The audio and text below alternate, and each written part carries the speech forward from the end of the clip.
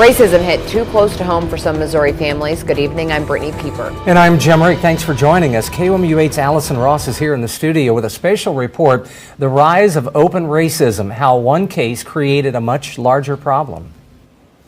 Sedalia mother Krista Paget took to Facebook after her 14-year-old son came home saying he was threatened and harassed in Lebanon after a basketball game.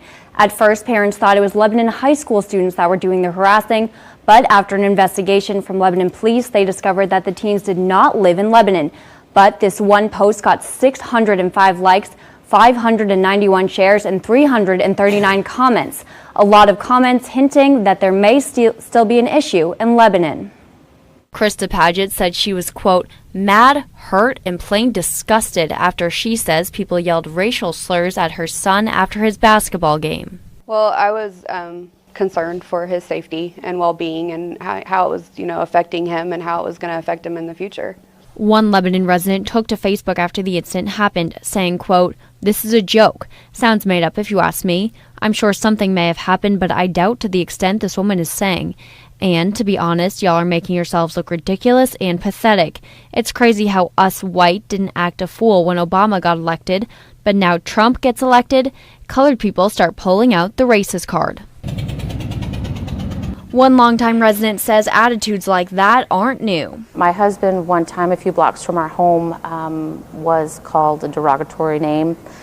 He is an African immigrant, and so the N-word has come out probably more than once, but once that we know of. To the extent that I think it exists everywhere, I think that racism exists here. Abdullahi says this is because of the city's demographics. The current U.S. Census says Lebanon's population is 94% white, 1.3% black, 0.7% Asian, 2.4% two or more races, and 2.6% Hispanic or Latino. And it's not just racism. Abdullahi says she is not accepted for being a Muslim. I have been told to go back where I came from, even though she's from the town. Abdullahi's example isn't the only one of religious hate. A teacher from Lebanon High School shared this article to her Facebook, titled Burned Alive While Unarmed, Christians, with the caption, quote, for all you Christian haters, this is what Muslims with guns did to unarmed Christians.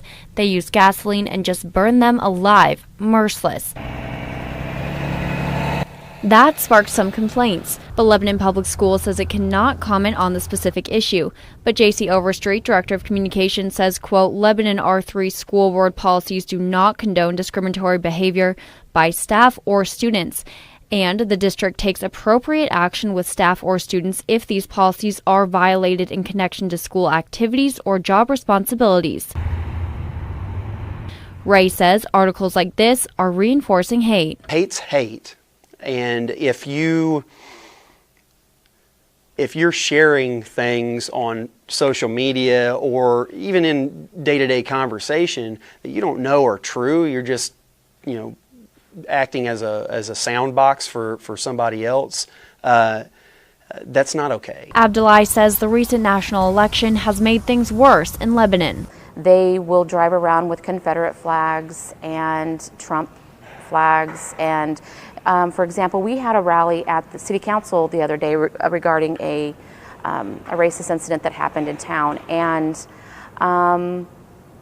they will drive by in their big trucks and blow black smoke on us. But she still has hope for Lebanon. I think Lebanon is a great city. I think it's got a lot of potential. I just hope that in the future it can continue to move forward. I feel like change is very possible, but again, education, it starts at home and education is the key. As for the situation with the Sedalia basketball team that sparked so much online outrage and brought me to Lebanon, the Lebanon basketball team did apologize. The Sedalia Smith Cotton basketball team posted this on their Facebook page, saying, quote, the Lebanon boys basketball team and coaches wish the Tigers good luck and apologize on behalf of the community for the incident that happened last week after their game.